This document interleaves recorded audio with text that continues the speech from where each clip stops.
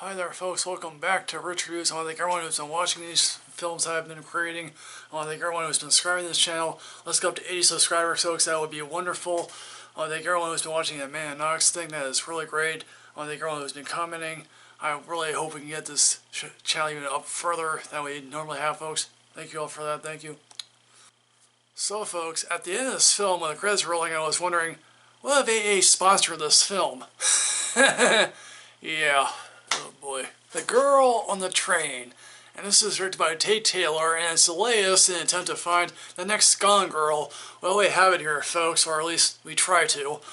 So Rachel, played by Emily Blunt, is in an alcoholic tailspin after her husband has left her. She basically rides the trains all day because she lost her job and, again, riding the train back and forth to the city each day, she fantasizes about the couples that live in the houses that she used to live in the grand suburbs, I guess. So one of these couples happen to be Scott and Megan Hepwell.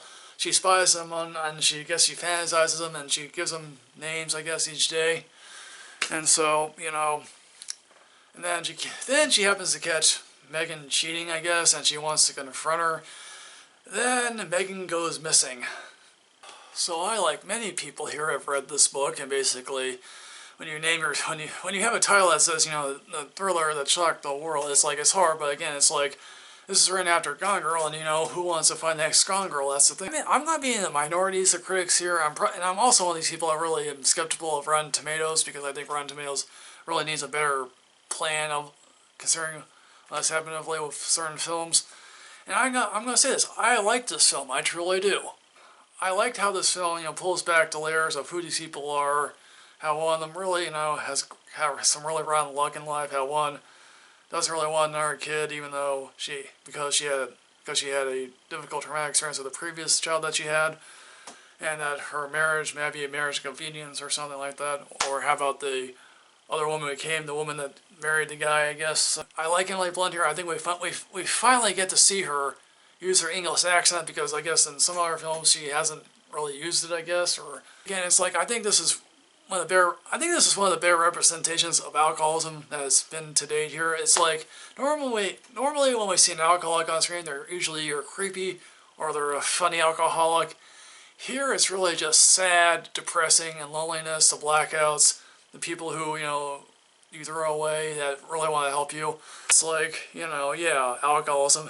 If I could, like, alcoholism is bad, so all this is more of a minor positive. I think it tries to roll back what suburban life is like, although other films have done this markedly better. I do like this.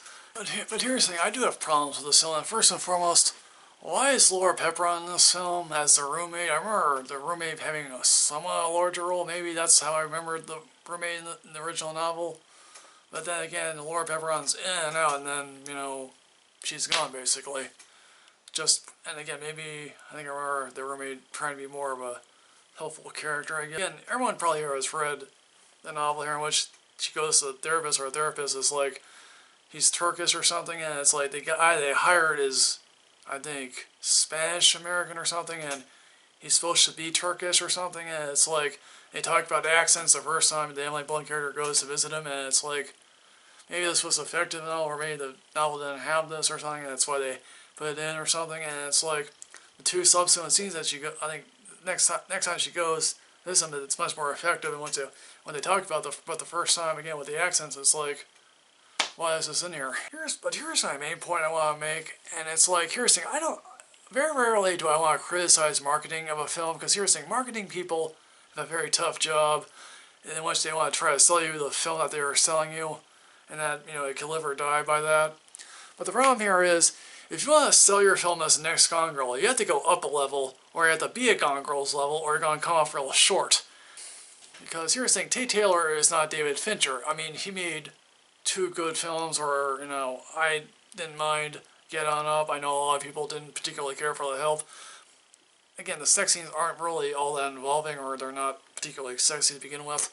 I truly do believe that they should change the ending, because, again, there's a term that Chris will probably throw at you, and it was coined by Roger Ebert, that it's called the law of the economy of characters. And it's like, if you had not read this book and you're going into it fresh, and you're 20 to 30 minutes in and you're saying to yourself, oh, I know who did it, then it's not really a surprise and it's not really going to shock you.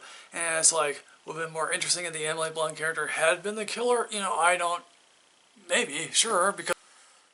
So in the end, folks, I truly like this, so even though I do have some criticisms of the marketing and obviously some comparisons of Gone Girl, I'm giving this a ranking of Leave Work Early because I truly feel that it's so good. And, you know, it's a really quick, serviceable thriller. And that's what I like about it a lot. Go see this film, folks.